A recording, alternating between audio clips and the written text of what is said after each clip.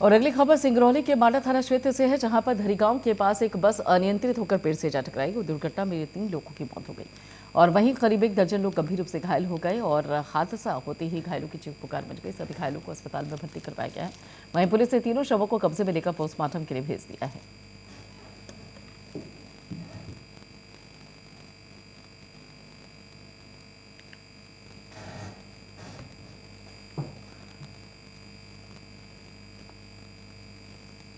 खंडवा में लगभग 5 वर्ष पहले माधांता विधानसभा क्षेत्र यानी कि इधावड़ी का रहने वाले राजू की मानसिक स्थिति ठीक न होने के कारण घर से चला गया था। परिजनों ने काफी ढूंढने का प्रयास किया, लेकिन युवक नहीं मिला। परिजनों ने आज छोड़ दिया और इस बीच खबर आई कि राज पाकिस्तान पुलिस के कब्जे में है। घटना की सूचना मुख्यमंत्री शिवराज सिंह चौहान को दी गई। सीएम शिवराज ने विदेश मंत्री से संपर्क कर पाकिस्तान में पुलिस के कब्जे से राजू की रिहाई करवाई और राजू को भारत वापस बुलवाया।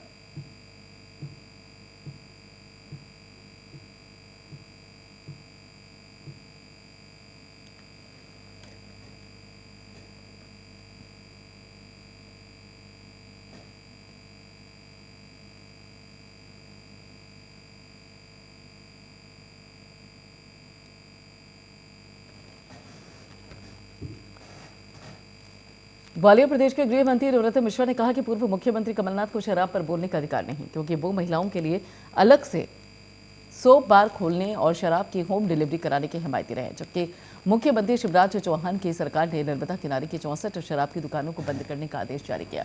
इतना ही नहीं, प्रदेश में शराब की दुकान बगल में चलने वाले अहाते भी बंद कराए गए हैं, जिससे लोगों को शराबखोरी से विमुक्त किया जाए। ये वही कमलनाथ जी हैं जो महिलाओं के लिए अलग से शॉप बार खोल रहे थे। ये वही कमलनाथ जी हैं जो होम डिलीवरी करा रहे थे शराब की। इनको शराब पर बोलने का हक ही नहीं है। ये शिवराज सिंह जी की सरकार है कि 10 साल में एक भी नई दुकान नहीं खुली है।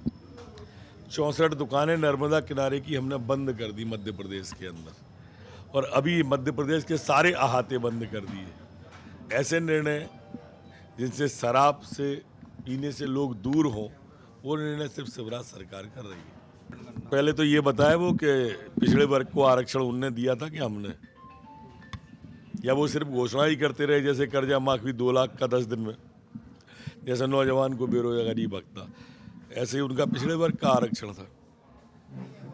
पिछड़े वर्गों को आकर्षित करने के लिए वो पिछड़े वर्ग की जो कई संगठन है वो भी मांग कर रहे हैं जाति जनगणना की, इसलिए क्या उनके सपोर्ट में खड़े होकर क्या उद्देश्य क्या देना?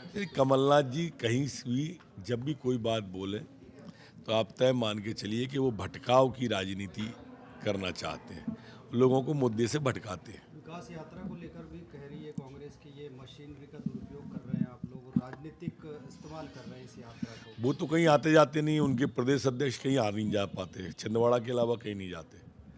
हमारे मुख्यमंत्री चूंकि लगातार प्रवास करते हैं, ये उनकी पीड़ा है। उनके प्रदेश अध्यक्ष महीने भर में 3 दिन नहीं जाते कहीं, और हमारे मुख्यमंत्री 1 दिन में 3 दिन हुआ 3 जगह हो आते हैं। तो ये उनकी पीड़ा है, वो जानते हैं कि इसलिए उनका सुपड़ा साफ होने वाला है। नरसिंहपुर के गांठोपारा में नगर पालिका परिषद ने मुख्यमंत्री कन्यादान योजना का भव्य आयोजन किया और गांठोपारा तहसील में कुल 48 जोड़ों के विवाह मंत्रोच्चारण के साथ ही संपन्न हुए। और कार्यक्रम के मुख्य अतिथि क्षेत्रीय सांसद राव उदय प्रताप सिंह ने कहा कि गांठोपारा में आजकल यहाँ पर 96 बेटा बेटियों के विवाह संपन्न हो रहे हैं। प्रदेश के जननायक मुख्यमंत्री शिवराज सिंह चौहान को धन्यवाद कि उन्होंने बेटियों की शादी के लिए ऐसी अनूठी योजना बनाई।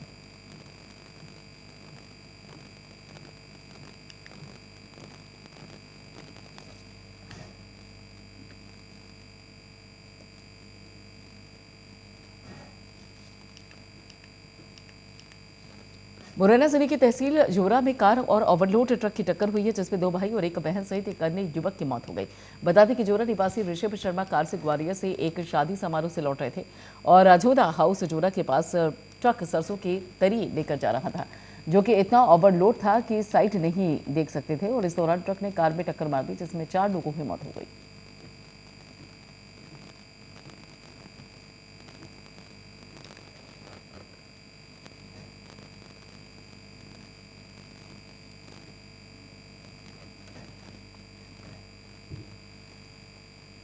पन्ना में एक ट्रैक्टर ट्रॉली अनियंत्रित होकर पलट गई, जिसमें लगभग 20 से 22 लोग सवार थे और 2 लोगों की घटनास्थल पर ही मौत हो गई है।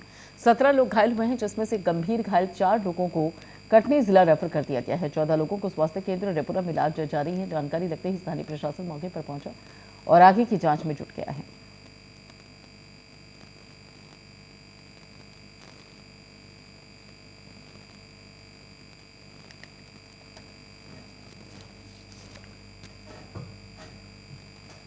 नरसिंहपुर जिले के गोटे गांव स्थानीय स्टेशन रोड पर स्थित देशी शराब की दुकान हटाने का मुद्दा उठाया। आक्रोशित वार्ड वासियों ने प्रशासनिक अधिकारियों, जनप्रतिनिधियों को ज्ञापन दिया और बताया कि शराब की दुकान नगर के बीचों बीच स्थित है, जहां पर शैक्षिक संस्था, तहसील कार्यालय, न्यायालय, सिविल कोर्ट और भारतीय स्टेट बैंक सहित अन्य सरकारी दफ्तर इसके आसपास मौजूद हैं। इसके अलावा हम रह रहे वार्ड वासियों को काफी परेशानियों का सामना करना पड़ता है। वहीं मौके पर धरनास्थल पर पहुंचे प्रशासनिक अधिकारी, जनप्रतिनिधि ने वार्ड वासियों को शराब दुकान हटाने का भी आश्वासन दिया।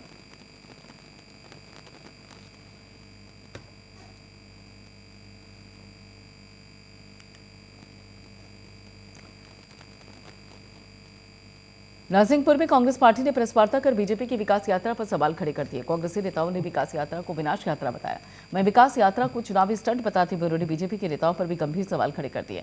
और इस दौरान कांग्रेसी नेता लाखन सिंह पटेल ने वर्तमान नरसिंहपुर विधायक और उनके बेटे पर गंभीर आरोप लगाए। उन्होंने कहा कि विधायक और उनके बेटे कांग्रेस के कार्यकर्ताओं पर झूठे आरोप लगाकर उन पर झूठे मुकदमे दर्ज करवाने का काम कर रहे हैं।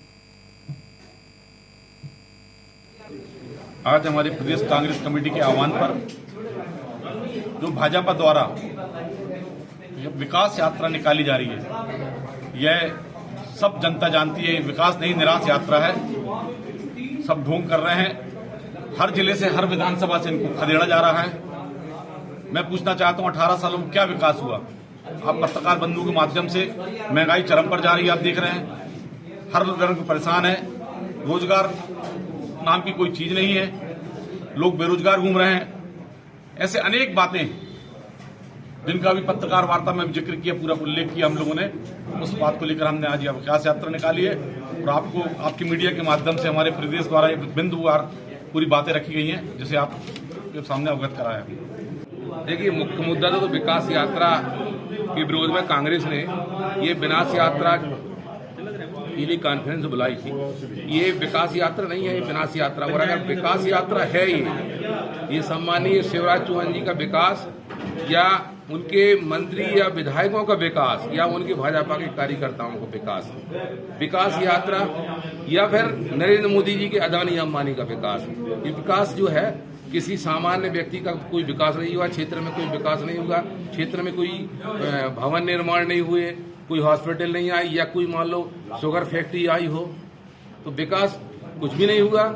खाली ये नाम से जो है लोगों को बहला रहे हैं, लोगों को फुसला रहे हैं। और विकास अगर हुआ है तो माननीय जालम सिंह पटेल जी का विकास हुआ है, उनके परिवार का विकास हुआ है, उनके कार्यकर्ताओं का विकास हुआ है। तो मेरा मानना तो ये है कि ये विकास यात्रा नहीं है, ये विनाश यात्रा है, जो कि विकास इनका हुआ है। अब अन्य दूसरे कार्यकर्ता जो वो ये 2023 के चुनाव में बताएंगे इनको कि विकास क्या हुआ है। बुधनी वन विकास निगम की अगस्त 10/12 नग सागौन नर्सरियों के साथ ही मारुति वैन जब्ती की गई है। मुखबिर की सूचना पर वन विकास निगम अधिकारियों कर्मचारी हरकत में आए और मौके से वाहन चालक को हिरासत में लेकर पूछताछ की गई, जिसमें कई खुलासे किए गए।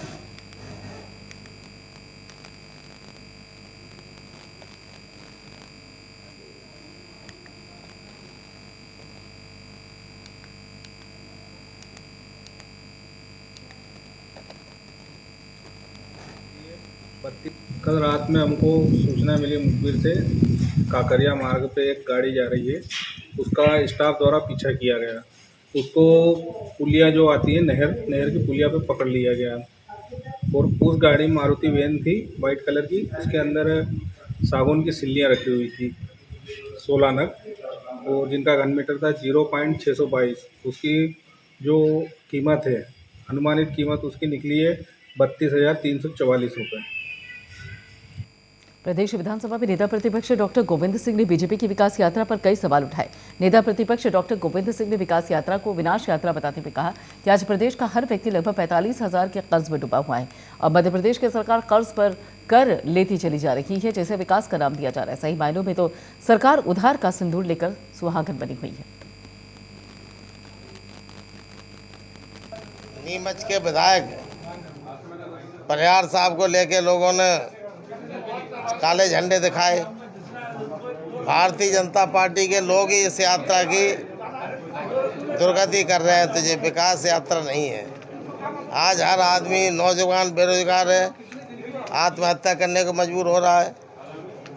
छोटे छोटे पूरे देश में, इस मुल्क में सबसे ज़्यादा नाबालिग बच्चियों पे अत्याचार और बलात्कार मध्य प्रदेश में है। ये काहे का विकास? इसको विकास यात्रा बोल रहे हैं। तो हमारा ये कहना है, ये विकास नहीं, ये विनाश यात्रा है। सरकार करोड़ों रुपए अपव्यय कर रही है। इस अपव्यय के विरुद्ध हम लोग प्रेस के माध्यम से आम जनता को मध्य प्रदेश की घोटालों के काम और झूठे वायदे करने की घोषणाओं की बात अपने आप लोगों के माध्यम से जनता में पहुंचा रहे हैं। किसी परिवार में घर की मुखिया की मृत्यु होने के पश्चात घर में आर्थिक स्थिति क्या होती है वही समझ सकता है। अगर ऐसे में कहीं सहायता राशि मिलती है तो उसे काफी हद तक राहत मिलती है। ऐसी ही राहत सिवनी जिले के आंधी गांव के 2 परिवारों को प्रधानमंत्री सुरक्षा बीमा योजना के माध्यम से राहत मिली। दोनों परिवारों ने जाने अनजाने प्रधानमंत्री सुरक्षा बीमा करवा रखा था, जिसका लाभ आज उनके परिजनों को मध्य प्रदेश ग्रामीण बैंक से सहायता राशि के रूप में प्रदान किया गया है। ये आज हमारी बैंक में 2 महिलाओं को, एक प्रतिभा यूक्रेलिया जो पिंडे मैयत की थी और एक राजकुमारी बाई पटेल जो मढ़ी की थी। इनके दोनों पति का बीमा हमारी बैंक में था, प्रधानमंत्री जीवन सुरक्षा बीमा योजना के तहत, ठीक है।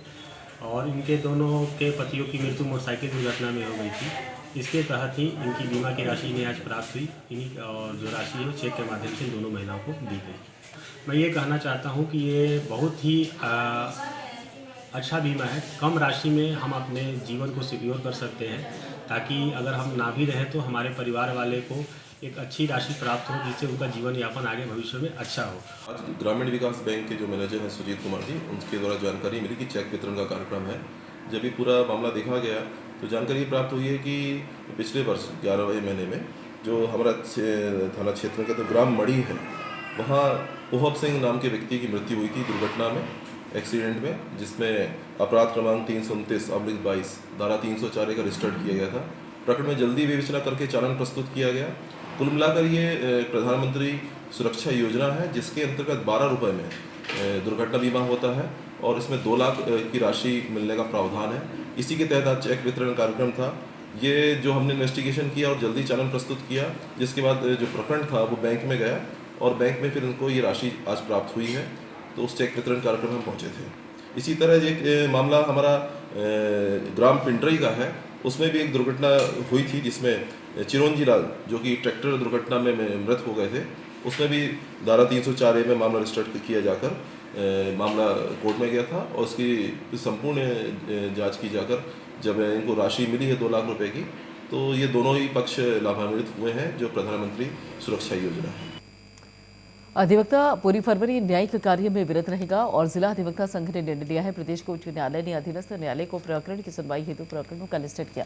लिस्ट प्रकरण की सुनवाई प्राथमिकता के आधार पर किया जाना है, जिसको लेकर जिला अधिवक्ता संघ दमोह और प्रदेश के अनेक अधिवक्ता संघ ने अपना विरोध दर्ज किया है, जिसको लेकर दमोह के वकीलों ने गुरुवार को जिला अधिवक्ता दमोह के सेंट्रल हॉल में सामान्य सभा का आयोजन किया और विस्तृत चर्चा की है। साथ ही पक्षकारों को होने वाली असुविधा के बारे में गंभीरता से चिंतन भी किया। असल में क्या है कि पिछले 1 वर्ष से माननीय उच्च न्यायालय द्वारा 25 प्रकरणों की सूची न्यायालय को दी जा रही है और एक टाइम लिमिट के अंदर उन प्रकरणों में निर्णय करने के लिए उनको कहा गया है। तो स्थिति ये बन गई है कि न्यायालय में एक समय में 2 जगह गवाही हो रही है। 7 बजे तक न्यायालय काम कर रहे हैं।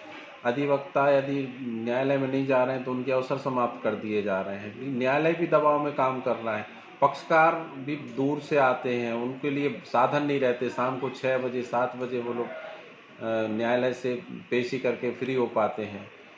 तो निरंतर अधिवक्तागण, पक्षकारगण, न्यायाधीशगण सब परेशान हैं और निर्णय नहीं हो रहा है, सिर्फ प्रकरण का निपटारा हो रहा है। क्योंकि ये पूरे मध्य प्रदेश में समस्या बनी हुई है, तो संपूर्ण मध्य प्रदेश ने निर्णय लिया है कि इस प्रकार की कार्यप्रणाली का विरोध किया जाना चाहिए, क्योंकि ये पक्षकारों के साथ भी सही नहीं हो रहा, अधिवक्तागण के साथ भी सही नहीं हो रहा है और न्यायालय में जो कार्यरत हैं, चाहे वो क्लैरिकल स्टाफ हो चाहे जुडिशियल स्टाफ हो, सब उससे परेशान है। का मुख्य कारण है कि माननीय उच्च न्यायालय के द्वारा 25 प्रकरणों के निराकरण के लिए एक समय सीमा निर्धारित कर दी गई है।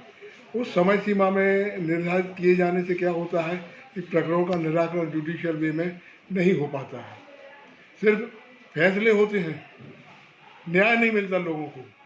पक्षकारों को न्याय मिले, इसलिए हम लोग उस न्याय की लड़ाई, न्याय दिलाने के लिए ये लड़ाई लड़ रहे हैं।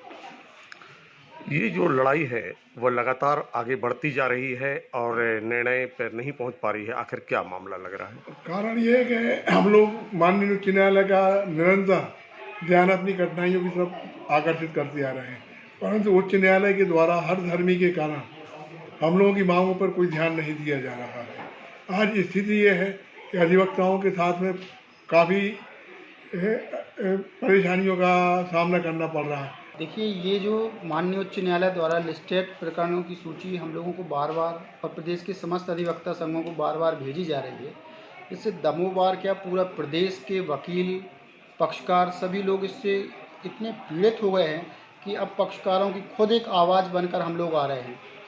होता ये है कि 3 महीने में आपको एक सूची देना कि इन प्रकरणों को 3 महीने में आपको डिसाइड करना है।